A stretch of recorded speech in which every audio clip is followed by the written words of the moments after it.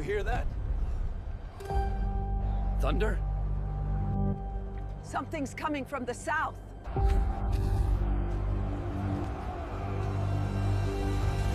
Not thunder, not rain, not a caravan, an army. Whose banners are those? Abyssinia, and beasts we have never seen. This is the army that came for the house of Allah. This is the story of the army of the elephant. This is Surah Al-Fil. ألم تر كيف فعل ربك بأصحاب الفيل. This is the man who would move an army for envy and for profit, Abraha al-Ashram, governor in Yemen.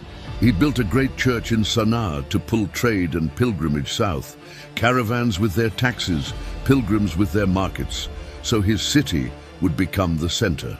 But the road still ran to Makkah, and the prayers still faced the Kaaba. One night a report reached him.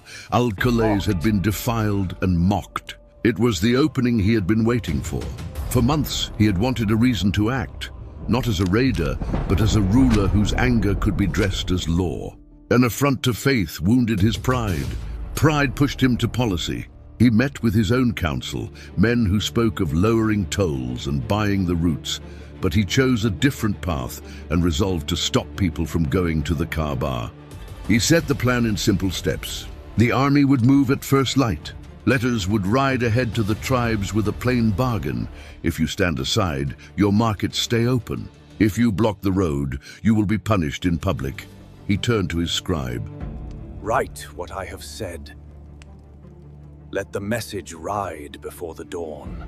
Through the night, seals were pressed and riders sent. What began as an insult became a decision, and that decision began a journey north, toward Makkah and the house that would not bow to him. The decree left Sana'a on horseback, while the seals were still warm. By the time the courtyards emptied, couriers were already riding north. Letters rode ahead of the army and were read at way stations and wells. Submit, and your markets remain open. Defy, and the answer will be given in public. It is best we do not involve ourselves. Trade must not be endangered. We will not fight the army of the south. Let the Kaaba be. Most elders weighed profit and stood aside. A few replied politely and pledged not to interfere, and some gathered to resist in the narrow mountain passes. At the first pass, the resisting leaders were seized and hanged in public, and the route fell quiet. Hostages were taken from the leading families to guarantee safe passage through the next settlements. A local guide was forced to walk at the front, someone who knew the valleys, the fords, and the usable crossings. The march kept a steady pace. Merchants traveling both directions spread the news faster than the army could march. A southern governor had found his pretext. His letters offered bargains, and tribes were stepping aside.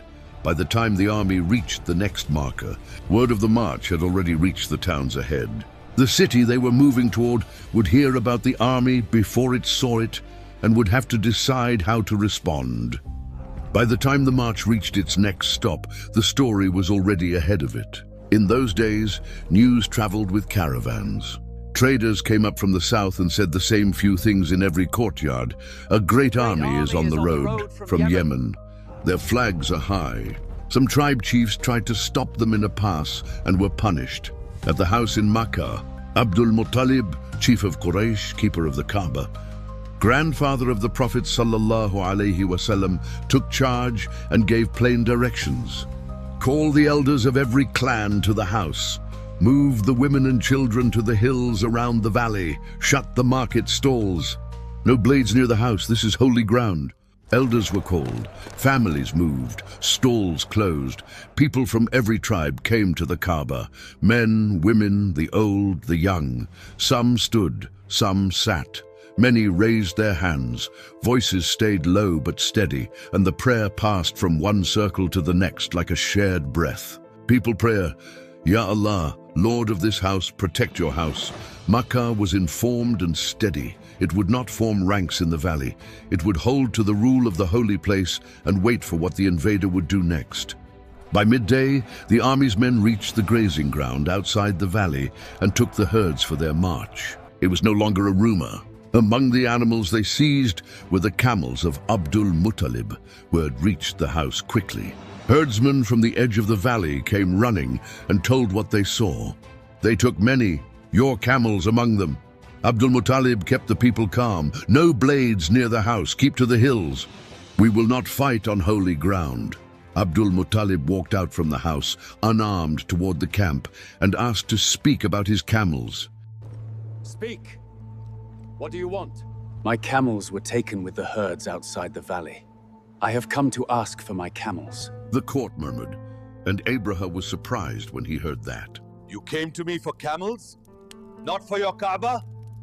I have come to pull it down, and you ask for camels? I am the owner of the camels. The Kaaba has a lord. He will protect his house. For a moment, the tent was quiet. Pride met a sentence that did not need soldiers. The ruler waved his hand. Return his camels. But know this, I will destroy the Kaaba.